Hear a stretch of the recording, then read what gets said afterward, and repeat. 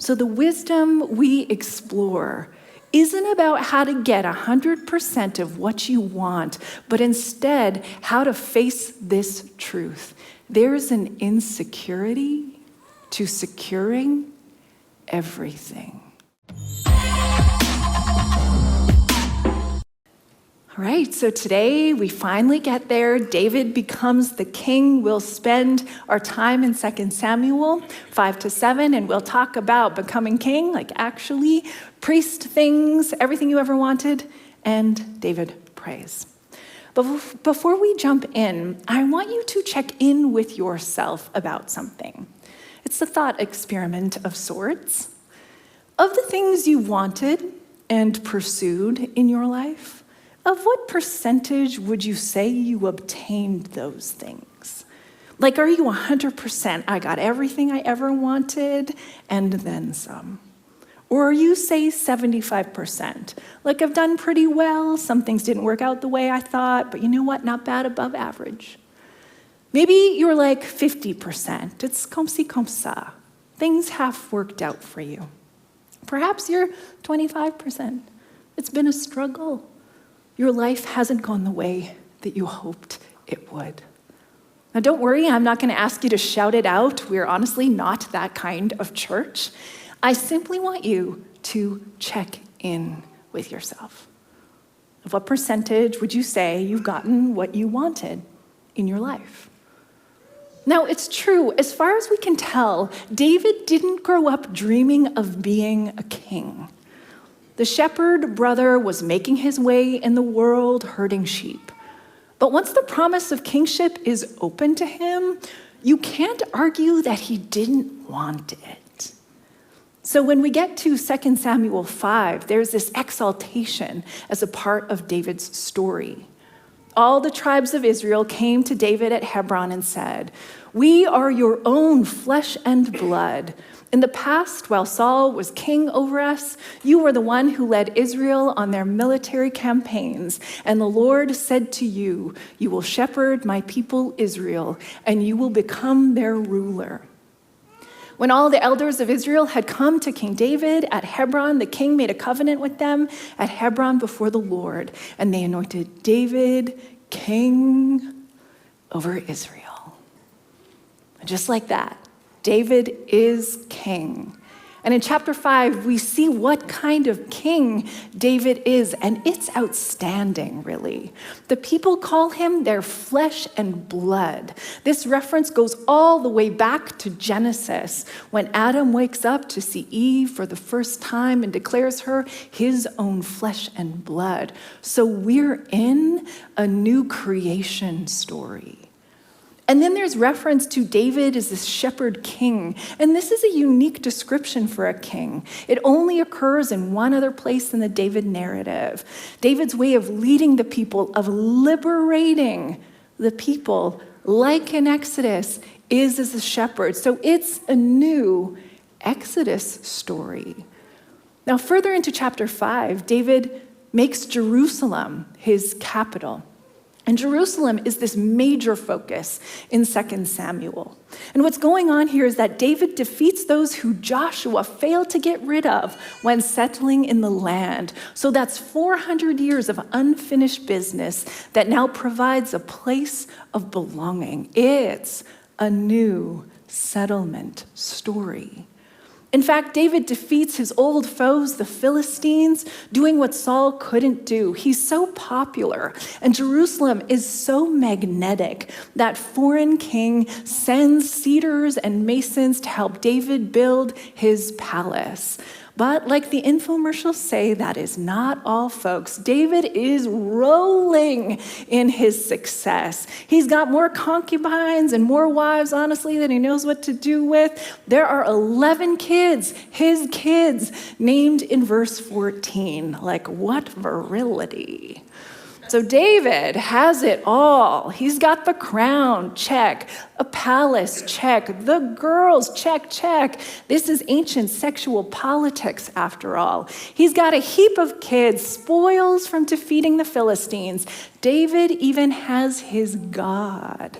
We're told in verse 10 that the Lord of hosts was with him.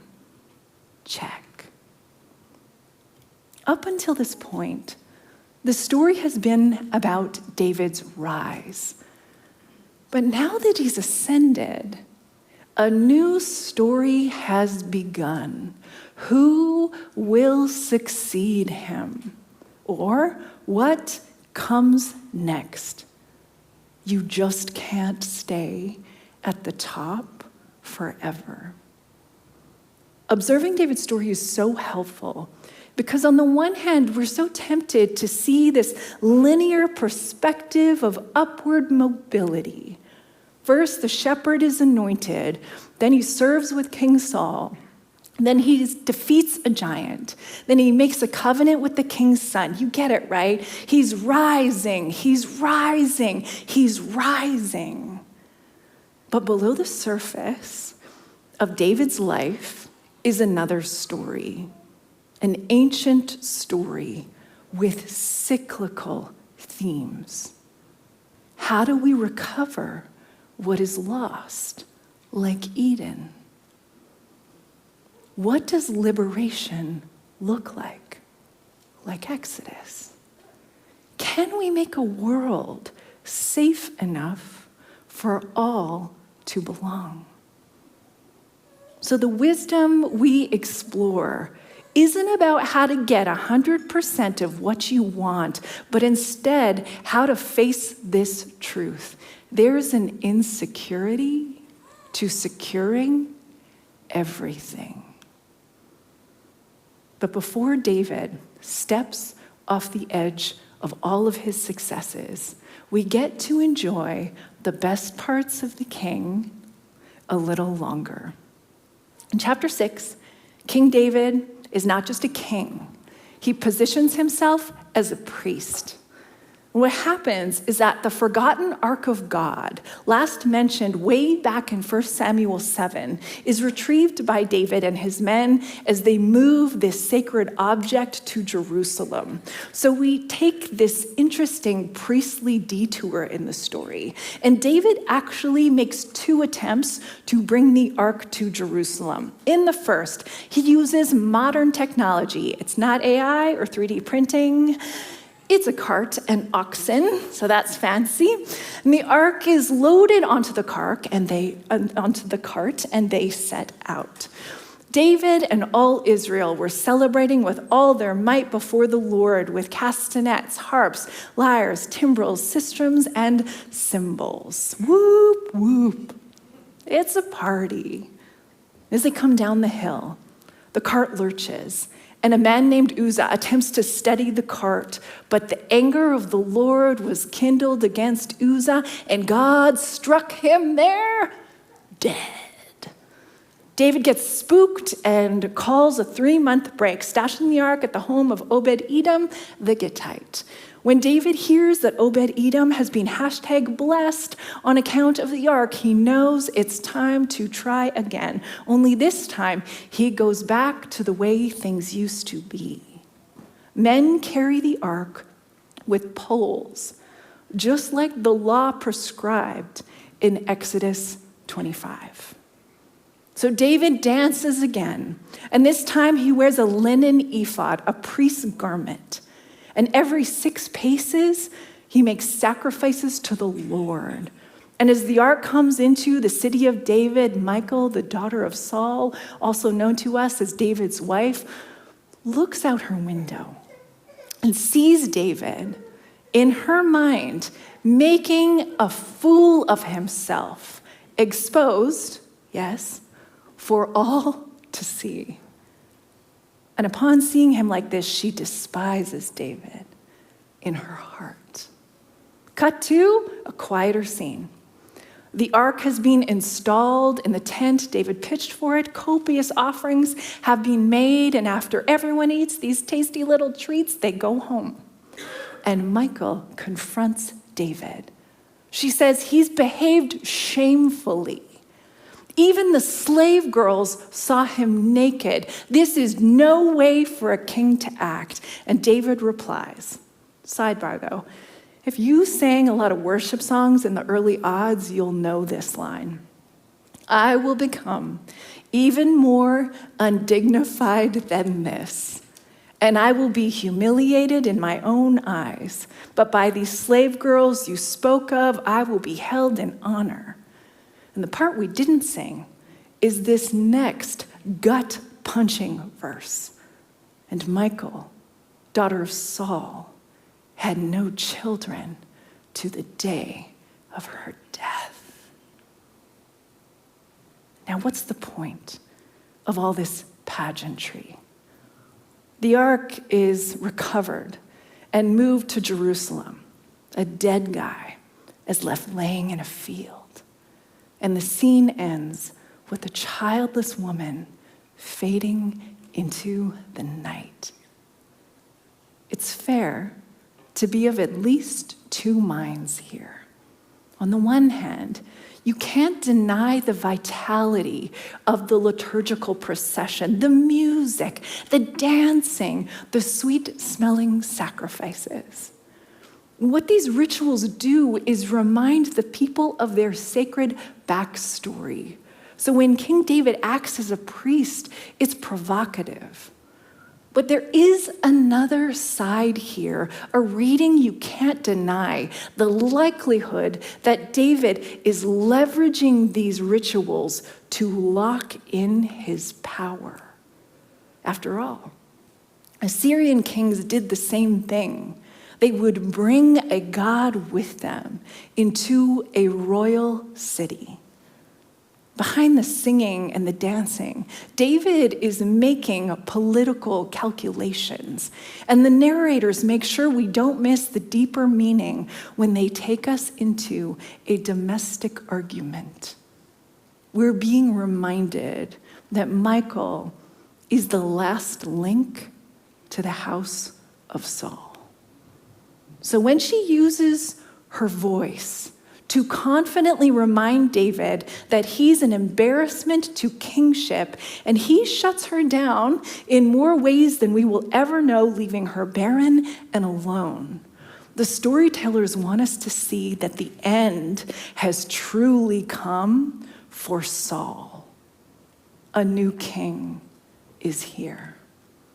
And even as I experience grief for this woman caught between two warring houses, and poor Uzzah caught up in a sublime power on the move, I'm pulled toward an invitation in our religious life that rituals help us manage our dissonance. Who of us has not had conflicting motivations for what we pursue?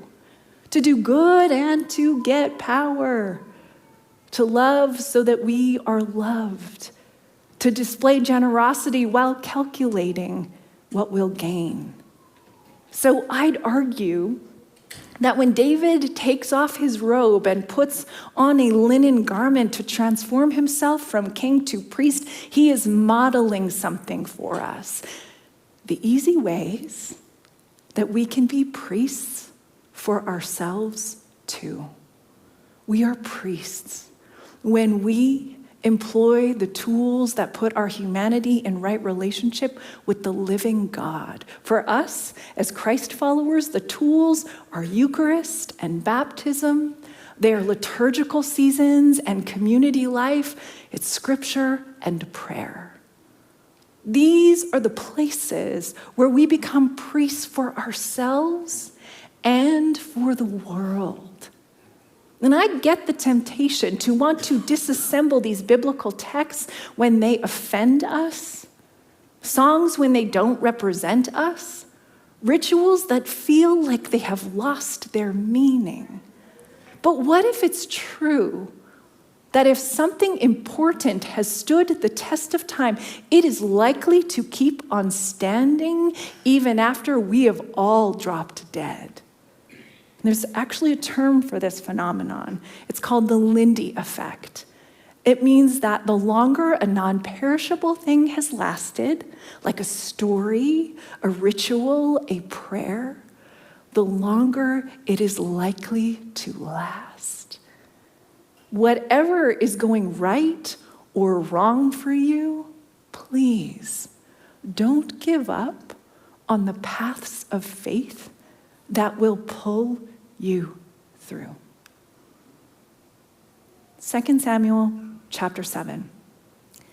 It's a watershed moment.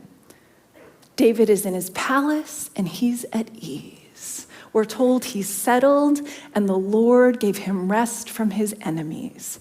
So David turns to the prophet Nathan and says, "What do you think of the idea of me building a house for God? It just doesn't seem right that I live in this house of cedar and the ark of God stays in a tent."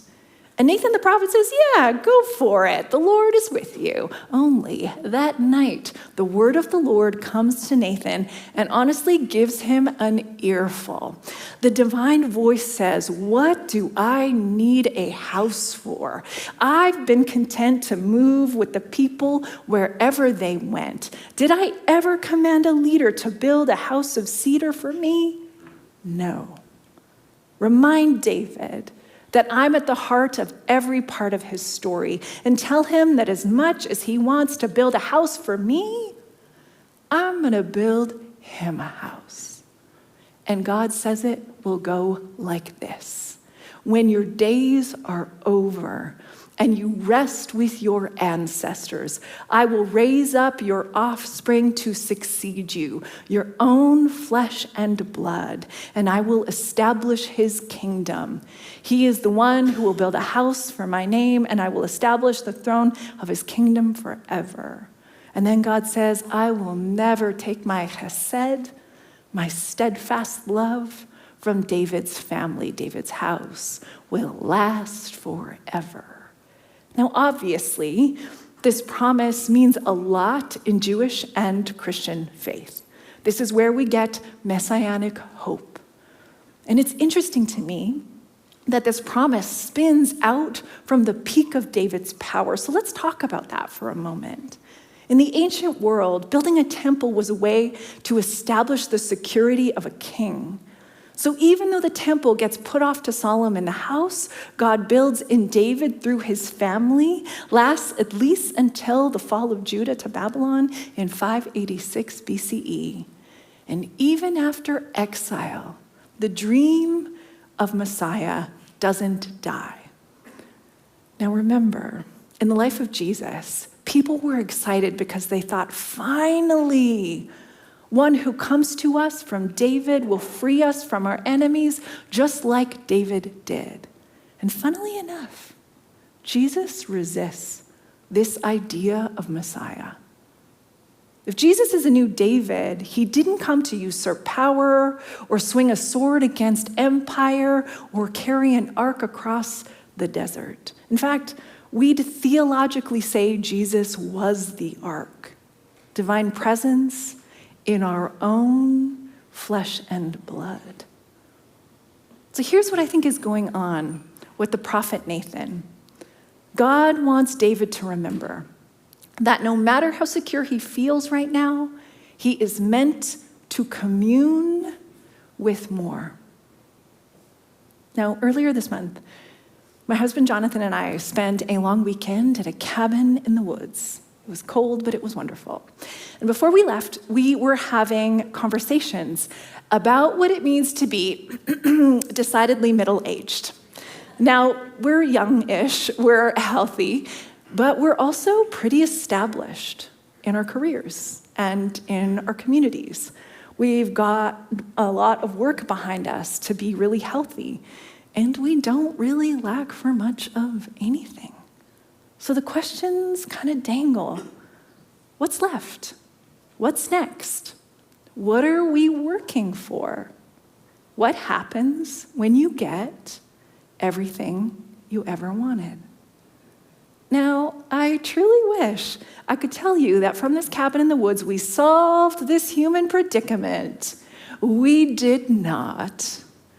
But the cabin gave us a place just to pause, to let the questions linger, to make sure we'll hear God if God chooses to speak. The part of David's story we covered today, it actually ends with a prayer.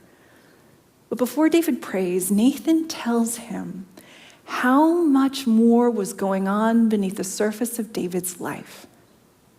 It was God who took him from the pasture. It was God who had God's eye on this boy with his sheep.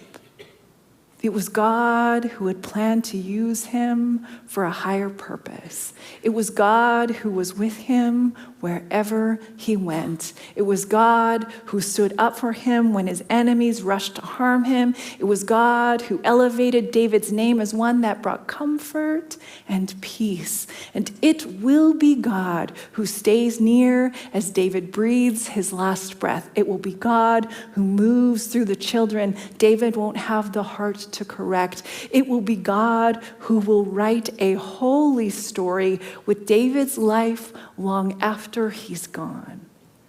Everything from now on will center the steadfast love of God. You may get everything you ever wanted, or you may lose it all.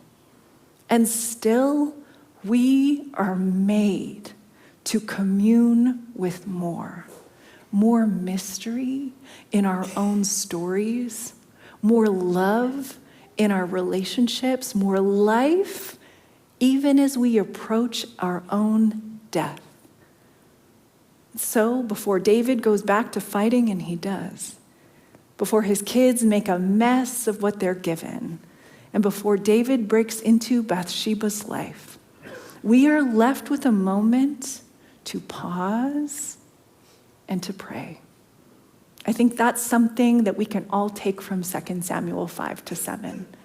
The story of David becoming king reminds us that when we get to the top of a job or a journey or a desire finally fulfilled, we need to seriously ask ourselves, what do I do if I get everything I ever wanted, or even 75% of it, or 50, or maybe just 25?